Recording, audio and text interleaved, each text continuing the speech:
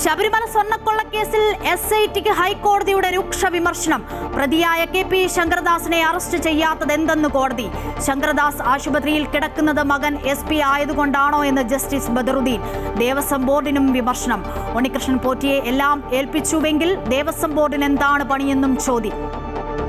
രാഹുൽ മാങ്കൂട്ടത്തിനെതിരെ നടപടി കടുപ്പിച്ച് പ്രത്യേക അന്വേഷണ സംഘം. നിയമസഭാ തിരഞ്ഞെടുപ്പ് വിജ്ഞാപനം വരും മുൻപ് കുറ്റപത്രം നൽകാൻ നീക്കം. 3 കേസിലും 1 മാസത്തിനകം അന്വേഷണം പൂർത്തിയാക്കും. രാഹുൽ അതിജീവിതയ്ക്ക് അയച്ച ഭീഷണി സന്ദേശങ്ങൾ പുറത്ത്. രാഹുലിനെ 7 ദിവസം കസ്റ്റഡിയിൽ വേണമെന്ന് SITക്ക് അപേക്ഷ. തിരുവല്ല കോടതി നാളെ പരിഗണിക്കും. കേരള സർവകലാശാല VCക്ക് തിരിച്ചടി. മുൻ രജിസ്ട്രാർ അനിൽകുമാറിന് നൽകിയ കുറ്റാരോപണ നോട്ടീസ് ഹൈക്കോടതി സ്റ്റേ ചെയ്തു. തുടർ നടപടികൾ പാടില്ലെന്ന് നിർദ്ദേശം. നടപടി അനിൽകുമാർ നൽകിയ ഹർജിയിൽ. കരൂർ ദുരന്ത കേസിൽ നടൻ വിജയുടെ മൊഴിയെടുത്ത് CBI. നാളെയും ഹാജരാകാൻ നിർദ്ദേശം. തീയതി മാറ്റി നൽകണമെന്ന് വിജയ്.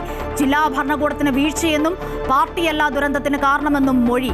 വിജയ് ചിത്രം ജനനായകന് പ്രദർശനാനുമതി നിഷേധിച്ച സെൻസർ ബോർഡ് നടപടിക്കെതിരെ നിർമ്മാതാക്കൾ സുപ്രീം കോടതിയിൽ.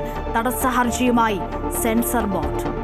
ലക്ഷ്യത്തിലെത്താതെ ISROയുടെ PSLV C-62 ദൗത്യം. വിക്ഷേപണ പാതയിൽ നിന്നും വ്യതിചലിച്ചതായി വിശദീകരണം. വിക്ഷേപിച്ചത് തന്ത്രപ്രധാനമായ അന്വേഷ ഉൾപ്പെടെ 16 പേലോഡുകളുമായി. 3ാം ഘട്ടം തകരാറിലാകുന്നത് തുടർച്ചയായി 2ാം തവണ. സ്കൂൾ കോളേജ് വിദ്യാർത്ഥികൾക്കായി നടത്തിയ ചീഫ് മിനിസ്റ്റേഴ്സ് ട്രോഫി ക്വിസ് മത്സരം വിവാദത്തിൽ. സംസ്ഥാന സർക്കാരിന്റെ ഭരണ നേട്ടങ്ങൾ മാത്രം ചോദ്യാവലിയിൽ ഉൾപ്പെടുത്തിയെന്ന ആരോപണം. സർക്കാരിന്റെ പരസ്യ പ്രചാരണമെന്ന് കോൺഗ്രസ് അനുകൂല അധ്യാപക സംഘടനകൾ.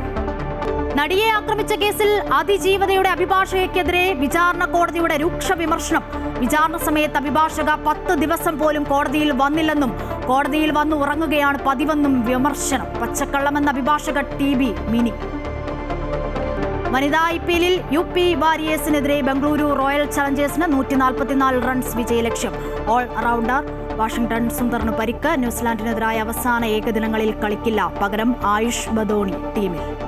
സംസ്ഥാന സ്കൂൾ കലോത്സവത്തിന്റെ ഒരുക്കങ്ങൾ അവസാന ഘട്ടത്തിൽ. സ്വർണ്ണക്കപ്പിന് തൃശൂരിൽ സ്വീകരണം. കപ്പ് നാളെ കലോത്സവ നഗരിയിലെത്തും.